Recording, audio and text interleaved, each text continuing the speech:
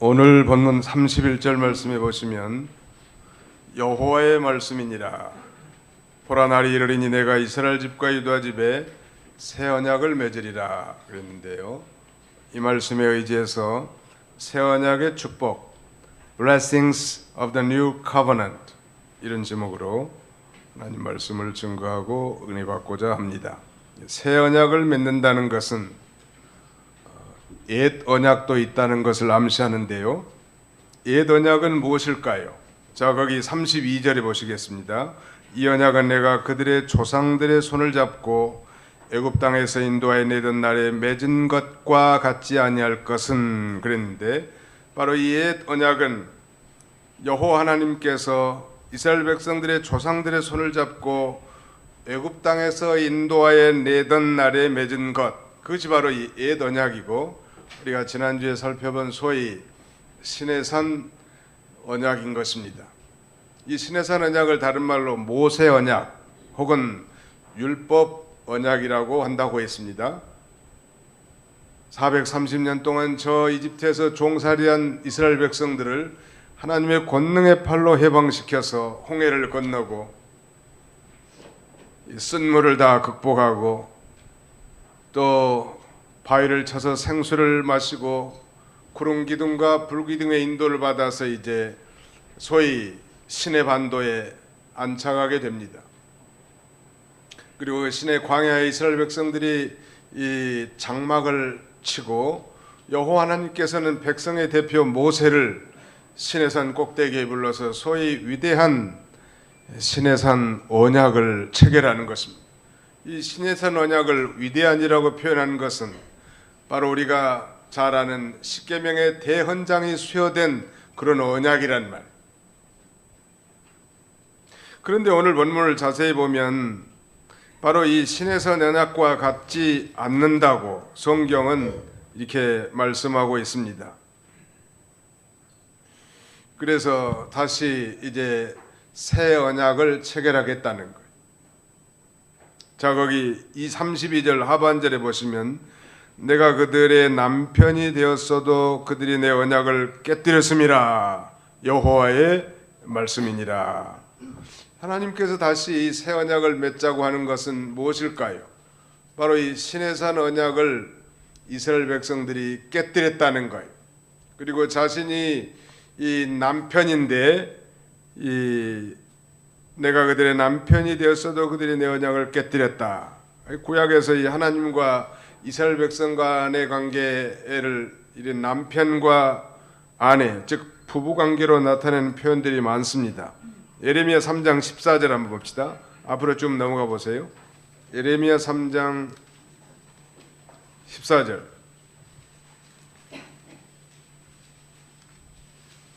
예레미야 3장 14절 여호와의 말씀이니라. 배역한 자식들아 돌아오라. 나는 너희 남편임이라. 20절에도 같이 한번 읽어봅시다. 20절 시작. 그런데 이스라엘 족속아, 마치 아내가 그의 남편을 속이고 떠나감같이 너희가 확실히 나를 속였느니라. 여호와의 말씀이니라. 이렇게 하나님과 하나님의 백성들을 이 언약관계 속에서 이렇게 부부 사이로 표현해놨던, 남편이 아내를 보호하고 사랑하고 인도하고 지켜준 것처럼 여호와 하나님께서 이스라엘 백성들을 이렇게 보호하시고 인도하시고 사랑하시고 지켜주신 것이죠. 그리고 이제 시내산의 이 은혜로운 언약을 체결했는데, 이 말하자면 그 십계명의 제1계명조차도 그들은 지키지 않았습니다. 십계명의 제1계명은 나 외에는 다른 신을 내게 있게 하지 말지니라.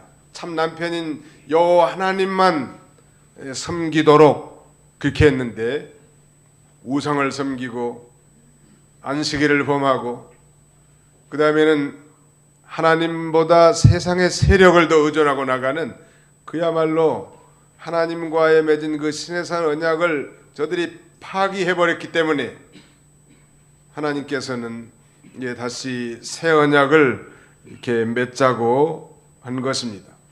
옛 언약에 있어서도 너희가 내 말을 잘 듣고 내 언약을 지키면 너희가 모든 민족 중에서 내 소유가 되겠고 거룩한 이 제사장 나라가 되며 거룩한 백성이 되겠다고 했는데 이런 행복을 주는 율법을 전혀 순종하지 않고 어겼기 때문에 말하자면 부부관계가 파탄난 것처럼 하나님과의 언약관계가 다 파괴되었기 때문에 하나님은 다시 이제 새 언약을 맺자고 하는 거예요.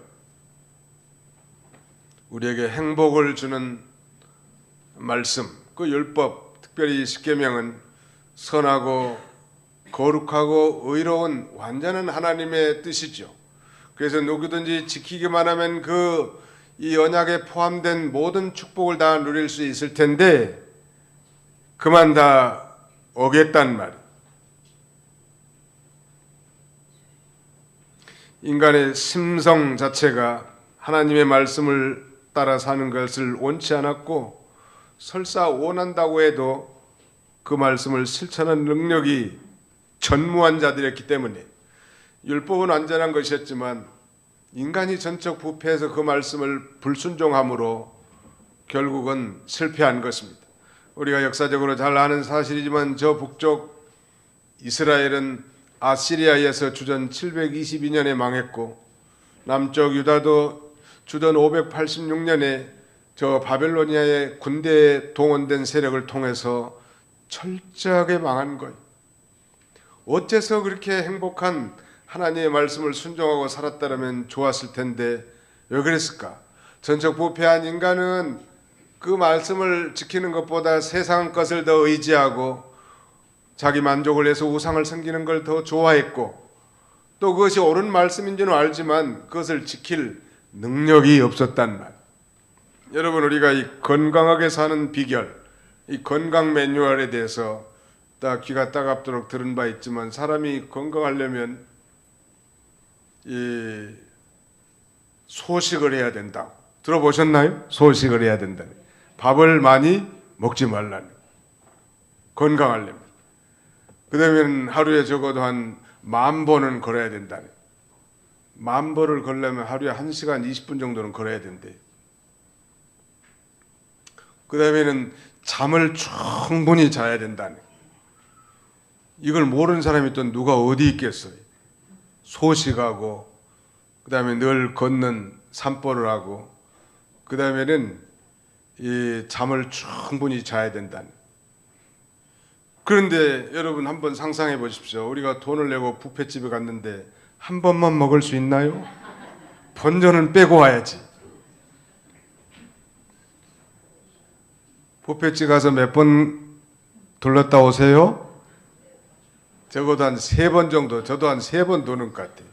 아무 뷔페집 가면 과식하기 마련인데 어떤 사람은 배가 찰 때까지 돈대. 그러고 집에 와서는 후회하는 거예요. 아이고 좀 덜 먹을 것을. 뻔히 우리가 다 안단 말이에요. 소식하는 게 건강에 좋고 장수의 비결이라는. 또 걷는 것도 마찬가지. 매일 걷는 게 얼마나 좋냔 말이야. 근데 아주 비바람이 몰아치고 힘들면 오늘은 정말 혹시라도 나갔다가 감기 걸릴지 모르니까 오늘은 생략해도 괜찮겠지 하면서 자기하고 타협을 하는 거죠. 알면서도. 잠도 마찬가지. 8시간 자면 건강하다는데 사실 우리 교육자들하고는 머나먼 얘기죠. 5시간만 충분히 자도 우리는 만족한 사람들이니까. 근데 본연이 오래 수면을 취할 수도 있지만 텔레비 보다가 스마트폰 만지다가 그만 12시 넘어서 자고 새벽 기도도 제대로 못하고 그게 우리 인생인 것 같습니다. 좋은 매뉴얼이 있고 좋은 법이 있지만 사람들이 잘 안 지킨다는. 그렇다면 아무리 좋은 것이라도 무슨 소용이 있겠습니까? 그러나 우리가 건강을 잃었다가 다시 찾은 자라든지 정말 인체에 정말 치명적인 연약함이 있는 사람이라면 또 문제가 달라지겠죠. 그 마음의 자세가. 누가 보든 안 보든 누가 뭐라든 말하지 않든 정말 꾸준히 이 소식할 것이고 배가 고파도 그 유혹을 절제할 거예요. 배가 불러도. 그 다음에는 늘 걷는 일도 부지런히 할 거라고.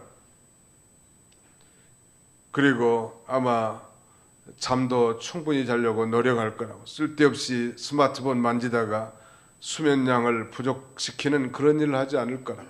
이 마음의 자세인데 이스라엘 백성들에게 준 이 십계명이야말로 그야말로 지키면 행복이고 그야말로 지키면 축복의 말씀에도 불구하고 십계명의 제1계명부터 다 어겨버리는 거예요.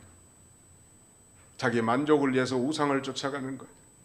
세상 세력을 더 의지하는 것, 하나님을 섬기는 안식일도 다 범하고 돌아갔기 때문에 이 옛 언약, 신에서 언약이 폐기되고 파기됐습니다. 그래서 다시 이제 새 언약을 이렇게 맺자는 거예요. 이 새 언약은 약속을 지키면 복을 받고 못 지키면 저주받는다는 것과는 근본적으로 다른 새로운 언약이에요. 이제 신약시대 우리 그리스도인들이야말로, 즉 새 언약에 참여한 자들이야말로 이제는 믿으면 구원을 얻고 지키면 복을 받는 것이 아니라 믿으면 복을 받고 믿으면 구원과 영생을 얻고 믿으면 천국에 가고 믿으면 복된 삶을 살 수 있게 해놓은 거예요. 누가 다 지켰고 예수 그리스도께서 그 모든 율법을 완전하게 다 지키고 다 이루었다 선언하시고 그 구원자로 오신 그 예수 그리스도를 내 마음에 믿음으로 말미암아 구원과 영생의 축복을 얻게 해놨다는,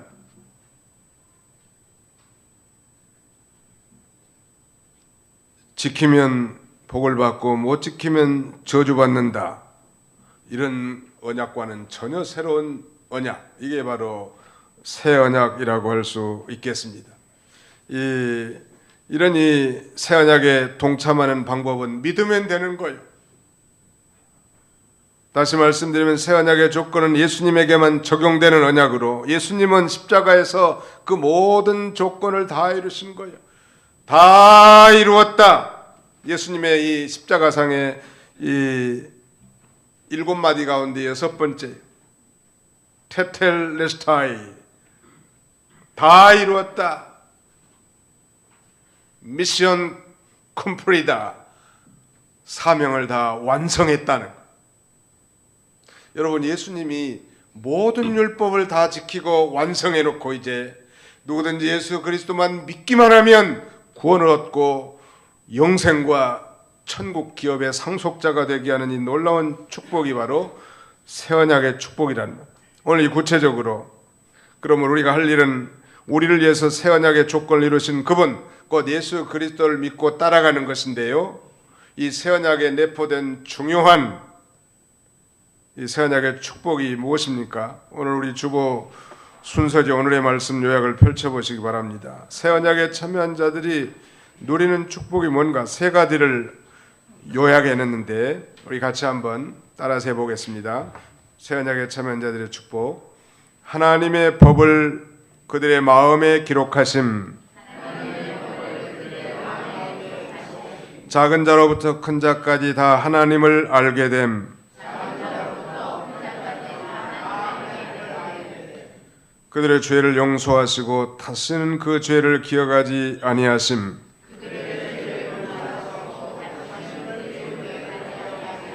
네, 하나님의 법을 그들의 마음에 기록하시고 이제는 성령으로 말미암아 작은 자로부터 큰 자까지 모든 사람들이 다 그리스도를 통하여 하나님을 알게 되고, 이 새 언약에 참여한 자들은 그들의 죄를 용서해 줄 뿐만 아니라 하나님께서는 용서받은 그 죄를 다시는 더 이상 기억조차도 하지 않겠다고 하는 것이 새 언약의 축복이고 복음인 것입니다.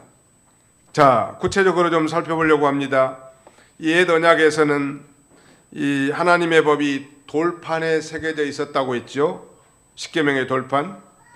그러나 이 새 언약 백성들에게는 하나님께서 그의 법을 그들의 마음에 기록하셨다고 했습니다.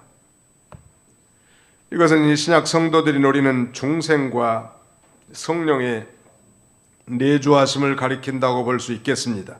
하나님께서 자기 백성들의 마음을 움직여서 이제 하나님의 기뻐하신 뜻대로 인도하시겠다는 거예요.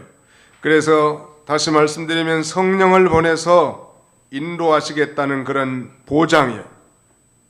내 힘으로 지켜보겠다고 하는 그런 어설픈 다짐과 결심 가지고 되지 않기 때문에 이제 새 언약에서는 하나님의 영을 보내주시는 거예요. 그래서 예수 그리스도 믿는 자는 성령으로 말미암아 이제 하나님의 법 십계명이 우리의 마음판에 기록되게 하셔서 그 성령으로 말미암아 늘 진리 가운데로 우리를 인도하시고 축복하시겠다고 하는 그런 약속이란 말. 그러므로 새 언약은 복음인데 우리의 죽었던 영혼을 살려서 우리를 거듭나게 하시고 우리의 심령 속에 하나님의 말씀과 생명이 살아있게 한다는 거예요. 즉 이 중보자, 유일한 중보자이신 예수 그리스도의 피로 맺은 이 새 언약 백성들에게는 성령이 내주하시고 이제 하나님의 법, 하나님의 말씀이 신비에 새겨져 있는 것입니다. 이것이 새 언약이죠. 늘 강조합니다만 우리가 진정으로 예수를 자신의 구주로 믿고 거듭난 신자라면 이제 예수님이 피로 세우신 새 언약에 참여한 새 언약 백성들인 것입니다. 우리 한번 따라합시다. 우리는 예수 그리스도 안에서 예수님의 피로 맺으신 새 언약에 참여한 새 언약 백성들입니다. 예, 우리는 새 언약 백성들입니다. 우리 옆에 사람들 한번 쳐다보고 우리는 새 언약 백성들입니다. 인사 한번 합시다. 우리는 새 언약 백성들입니다. 네, 새 언약을 다른 말로 두 자로 하면 신약이란 말. 우리는 구약 백성이 아니고 신약 백성들이에요.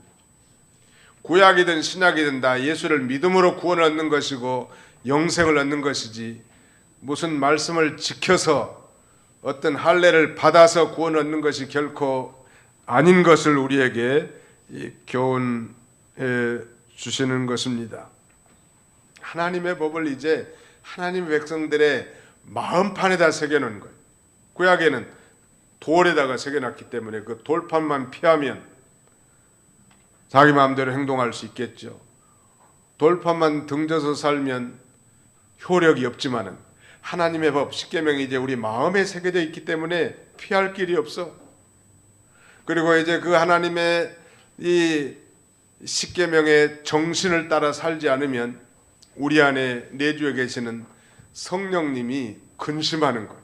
탄식하고 누가 뭐 지적하고 책망하고 정죄해서가 아니라 정말 예수 믿고 거듭난 그리스도인들 새 언약 백성된 자들은 이제 그 율법이나 율법의 정신대로 살지 않으면 우리의 성령께서 말할 수 없는 탄식을 하고 근심하게 되는 것입니다. 자, 거기 우리 성경을 한 군데 찾아보겠습니다.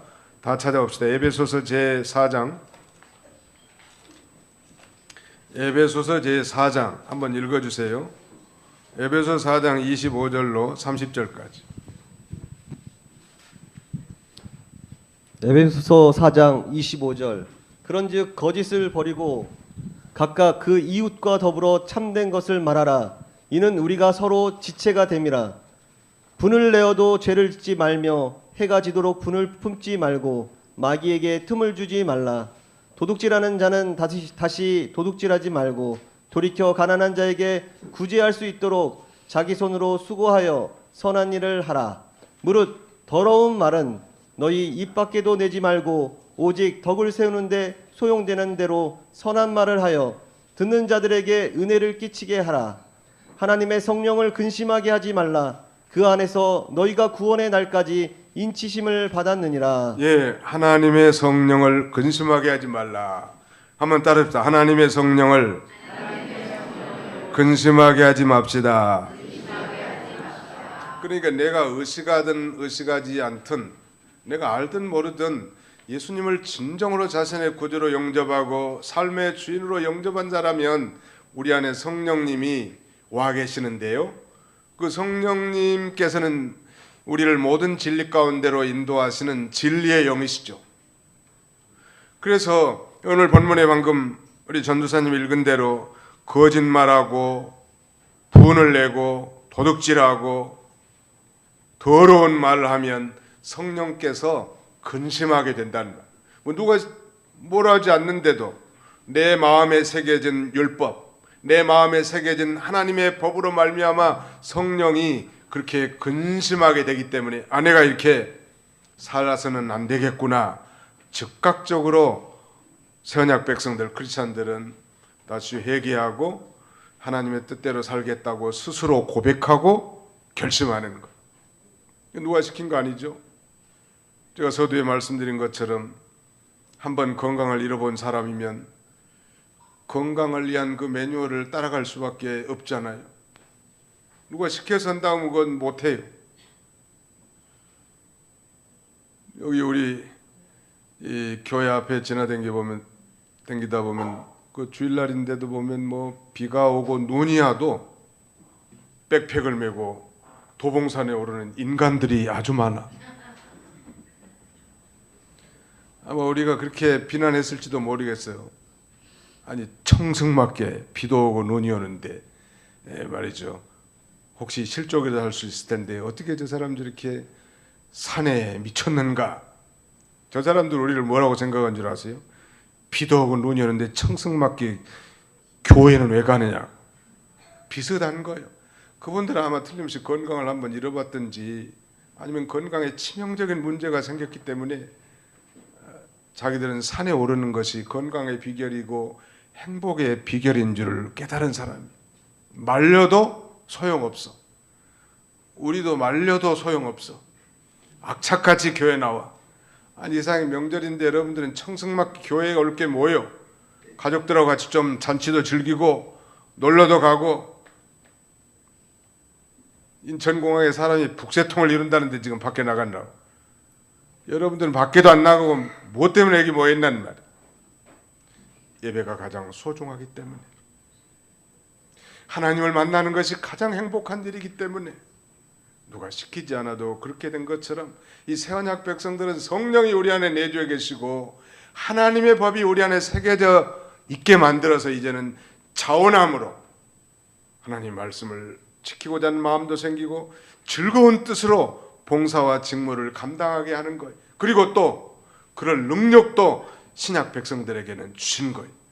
구약시대에는 할 마음도 별로 없고 법은 좋은 줄 알지만 그걸 지킬 능력도 없었는데 이 새언약 백성에 참여한 자들의 이 놀라운 축복은 성령으로 말미암아 하나님의 말씀이 우리 안에 새겨져서 돌판이 아니라 우리의 신비에 새겨서 우리로 하여금 거룩하고 의롭고 복된 길을 걸어가게 하시는 하나님이십니다. 믿으시기 바랍니다. 그 다음에는 두 번째, 작은 자로부터 큰 자까지 다 하나님을 알게 되는 거예요. 예수 그리스도를 믿음으로 말미암아 이제 하나님을 아바 아버지라 부르고 성령으로 말미암아 하나님을 알게 된 그런 시대예요. 여러분 적어도 지금부터 3, 40년 전만 해도 전 세계적으로 이렇게 편망하게 그리스도인들이 많지 않았을 것 같아요. 1980년 이 중국의 이 등소평이 등장해가지고 소위 14억이나 되는 이 거대한 민족의 개방 개혁 정책을 폈지 않습니까? 그때 이후로 이 경제도 비약적으로 많이 발전했지만 중국에 있는 영생업기로 작정된 하나님의 택한 백성들이 하나님께로 돌아와서 하나님이 아버지라, 예수 그리스도가 우리 주라고, 성령님께서 나를 모든 진리 가운데로 인도하신다고 예배하고 찬송하는 하나님을 아는 그 신지식을 가진 풍성한 이 사람들이 많은데 그 중에는 공산당 서기장들, 공산당의 간부들도 다 겉으로는 공산주의를 표방하지만 실제로는 하나님을 아는 지식을 가지고 하나님을 섬기게 됐단 말이에요. 자, 거기 한번 에레미야 24장 7절 앞으로 좀 넘어가 봅시다. 에레미야 24장 7절을 찾아서 같이 한번 읽어봅시다. 에레미야 24장 7절 시작. 내가 여호와인 줄 아는 마음을 그들에게 주어서 그들이 전심으로 내게 돌아오게 하리니 그들은 내 백성이 되겠고 나는 그들의 하나님이 되리라.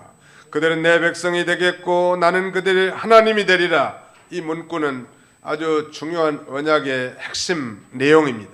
오늘 본문에도 이 예레미야 31장 33절 하반절에 그렇게 되어 있죠. 내가 나의 법을 그들의 속에 두며 그들의 마음에 기록하여 나는 그들의 하나님이 되고 그들은 내 백성이 될 것이라. 예수 그리스도를 믿음으로 성령께서 하나님의 말씀을 우리의 신비에 새기시고 이제 나는 그들의 하나님이 되고 그들은 내 백성이 될 것이다. 이런 이 축복의 삶을 살게 하시겠다는, 여러분 하나님 우리의 아버지가 되시고 우리가 그분의 자녀들이 된다면 성경에 기록된 대로 세계가 다 내게 소가했다고 말씀하셨는데 세계 모든 민족 가운데 뛰어나게 해주지 않겠습니까? 쉬운 말로 한다면 예수 잘 믿고 하나님 말씀대로만 산다면 하나님이 세계에 속한 모든 필요한 축복들을 다 주시겠다고 하는 그런 약속이에요. 내가 여호와인 줄 아는 마음을 그들에게 준다는 거예요. 이사야 11장 9절 하반절에도 보니까 물이 바다를 덮음같이 여호와를 아는 지식이 세상에 충만할 것임이니라. 오늘 신약시대에는 그야말로 여호와를 아는 지식이 충만한 시대에 대해서 세상 지식도 오늘날 이 시대를 소위 지식 기반의 시대라고 합니다. 요새 네이버나 다음에 들어가면 우리가 웬만한 궁금증들은 다 해결되더라고요. 요새 이 젊은이들 아예 스마트폰이 친구요. 모든 궁금증들 다 해결했죠. 웬만한 지식들. 저도 강대상 뒤에서도 스마트폰을 사용합니다. 그 네이버 사전에 들어가면 그 궁금한 단어를 이렇게 치면은 다 해결했죠. 두꺼운 사진을 가방 속에 넣어올 필요가 전혀 없어요. 그런데 이런 세상 지식뿐만 아니고 여호와를 아는 지식도 이 시대에는 정말 아주 충만한 그런 시대가 됐단 말이에요.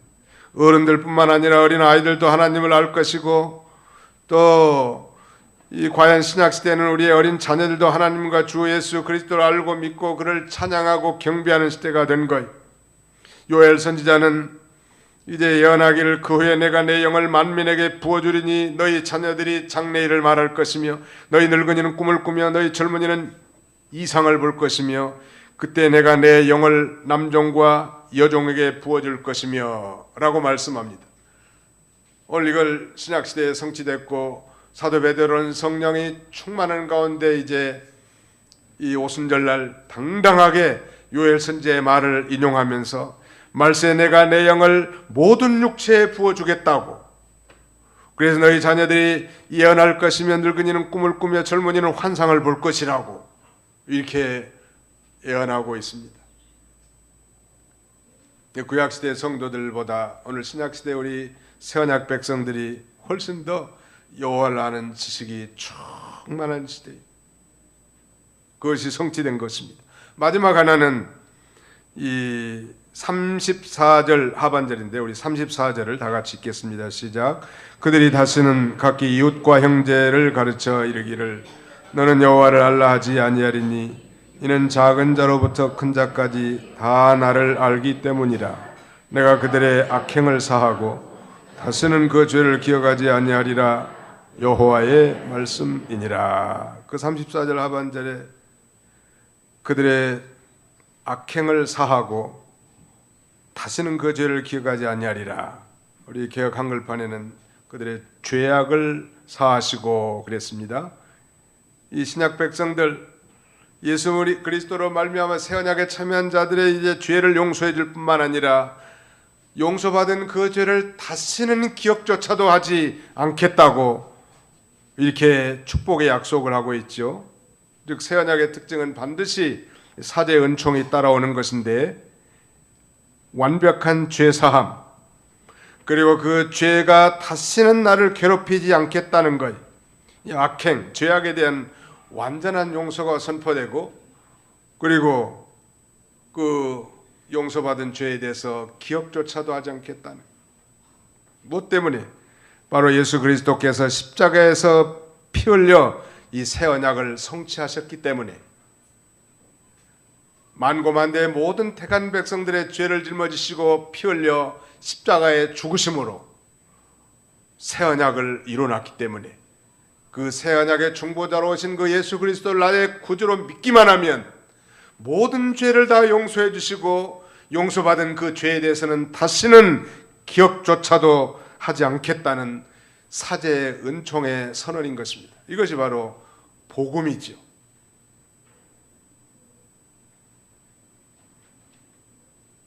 마치 동이 서에서 먼 것 같이 우리의 죄가를 우리에게서 멀리 옮겨 놓으신 것입니다.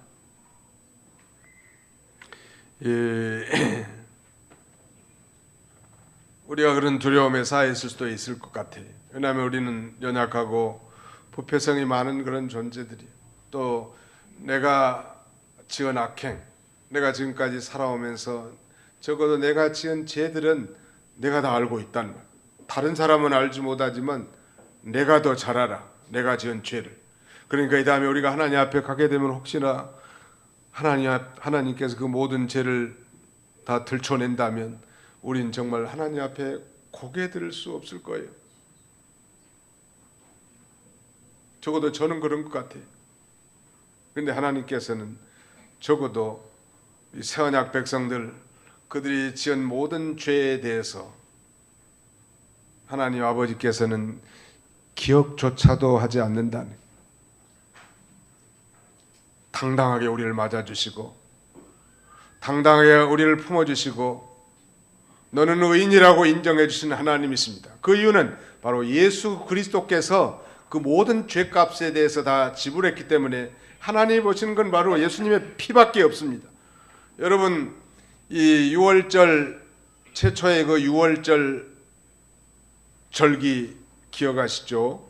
출애굽한 이스라엘 백성들의 살고 있는 그 집안의 이 문지방과 문선조에 있는 그 피를 보고 죽음의 사자가 넘어간 것처럼 그 집안에 누가 살았든지 뭐 죄인이든 깡패든 창녀든 아무 상관이 없어요.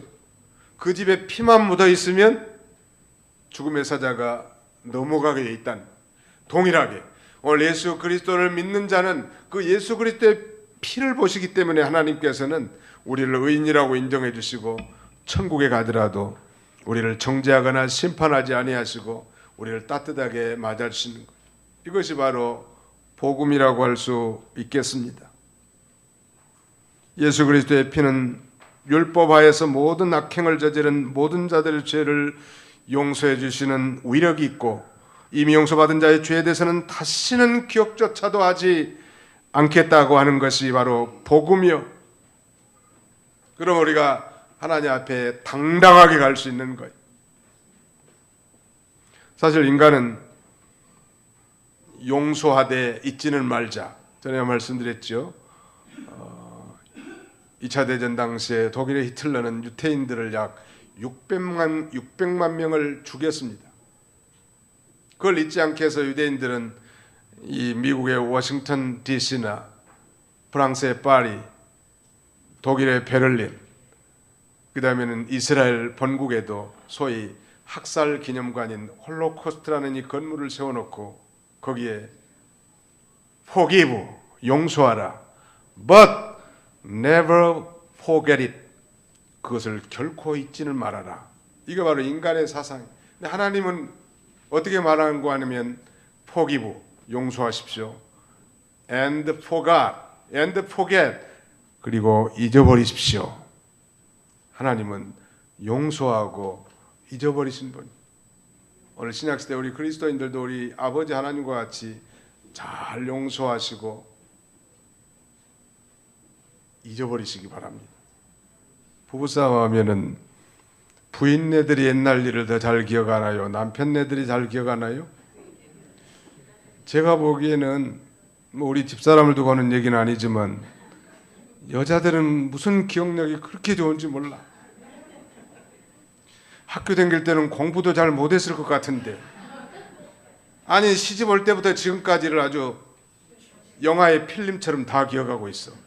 인생의 중대한 고비고비마다 그러니까 부부싸움하면 남편들이 백전백피한다. 이 남자들이 이렇게 백기 들고 항복하고 나가는 게 좋아, 일찍하니. 잊어버리세요. 하나님은 기억조차도 하지 않는데 왜 그러십니까? 아주 실타래 풀어 제끼듯이 소시적부터 다 얘기하는. 그러다가 이제 상대방 집안까지 거들기 시작하면 이제 싸움은 제2차 대전으로 확대되는 거. 여러분, 우리의 모든 악행에 대해서 다 용서해 주셨고요.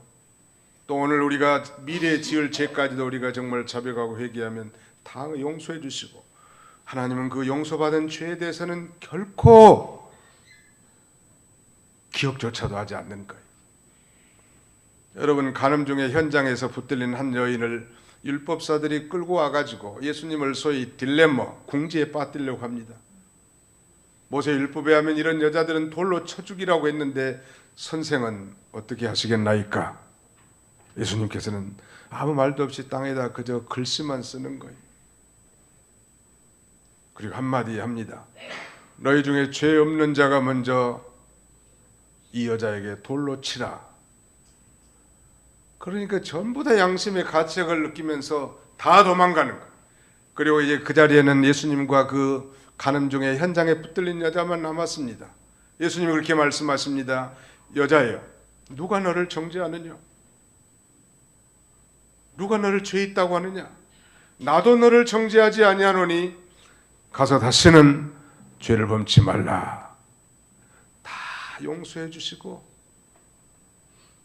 다시 이제 죄를 짓지 말고 이제 새 언약 백성답게 살라는 거. 수가성의 여인을 구원하기 위해서 그는 금기의 땅인 사마리아 땅에 당당히 들어가서 물 좀 달라고 대화를 걸면서 그가 예수를 자신의 구주로 영접하기까지 카운셀링을 합니다. 아주 스피리추얼 카운셀링이겠죠. 예수님이 그 여자는 뭐 남편 5씩이나 바꿔치기 하고 현재도 살고 있는 동거남도 자기 남편도 아니요. 그야말로 부도덕하고 부정한 여인이었지만 예수님은 한 번도 그 여인을 책망하거나 정죄하지 않습니다. 내 연연, 너 언제부터 그 못된 짓을 계속했느냐?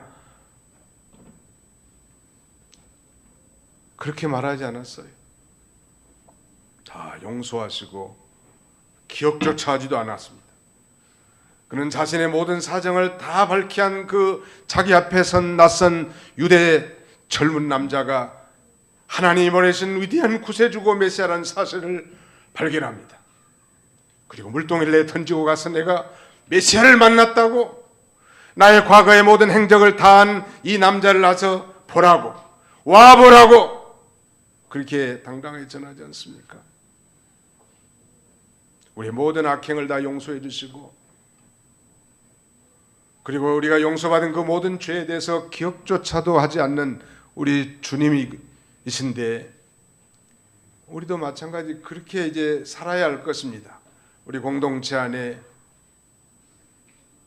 아무리 도덕적으로 수준이 좀 떨어지고 윤리적으로 미비한 자랄지라도 예수님이 용서해 준 것처럼 용서해 주시고 기억하지 말고, 예수 그리스도 안에서의 성령 받은 자로서 용기 100배에서 관용하고 격려해 주고 위로해 주고 소망을 주고 이끌어 주고, 이게 바로 우리 새언약 백성들이 살아야 할 자세란 말, 도토리 키재기란 말이 있는데, 죄 안 짓는 사람이 세상에 어디 있겠습니까? 스위스에서 한 도로를 교통하고 경찰관들이 그런 상급을 걸었다고 합니다. 이 도로 톨게이트를 100번째 통과하는 자에게 스위스 몇 프랑을 주겠다고. 100번째 이제 차가 지나가는 거예요. 지나가는데 경찰관이 닥쳐서 선생님 축하합니다. 우리 고속도로 통행 기념으로 100번째 통과하는 운전자에게 이만한 상금을 주기로 했다고. 축하한다. 그런데 선생님이 상금을 받으면 무슨 일에 쓰겠느냐고 그 경찰 나리가 물어본 거예요. 나는 이 상고를 받아서 운전면허증을 따겠습니다. 그렇게 대답하더래요. 그러면 무면허 운전했다는 거 아니에요. 그리고 그 옆에 있는 부인이 경찰관님, 우리 남편은 술만 마시면 이렇게 횡설수설합니다. 그러더래. 그러니까 음주운전 아니에요. 거기다가 뒤에서 이제 앉아 있는 할머니 귀가 잘 안 들려. 이거 봐라, 너희들 이 남의 것 도둑질한 차 반드시 문제 생긴다고 내가 말하지 않았느냐. 그러니까 이건 차량 탈취범이에요.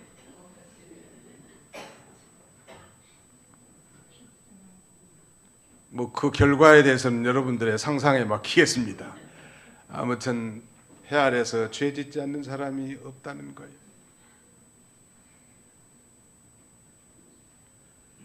그러나 우리 그리스도인들은 이제 즉 새 언약에 참여한 우리 그리스도인들은 우리가 예수 그리스도를 믿는 순간 우리의 모든 죄를 다 용서받았고 우리가 혹시 이제 율법 아래 있는 사람들과 같이 똑같은 죄를 짓고 허물이 드러날 수 있지만 우리가 그때마다 자백하고 회개함으로 우리 안에 내주에 계신 성령의 인도를 따라 이제는 하나님이 기뻐하시고 의로우시고 거룩하신 뜻을 살아갈 수 있는 축복의 백성이 된 거예요. 될 것이다가 아니라 예수 믿는 사람은 바로 이런 축복의 백성이 되는 거예요.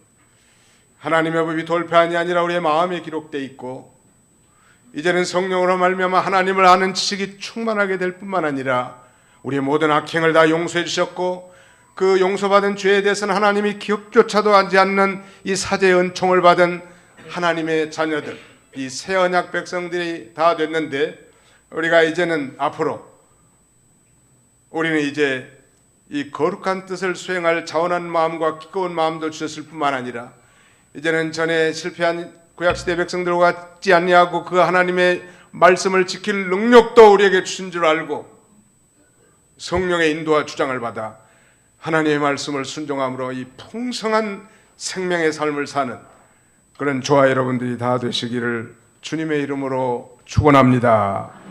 거룩하신 우리 아버지 하나님 감사합니다.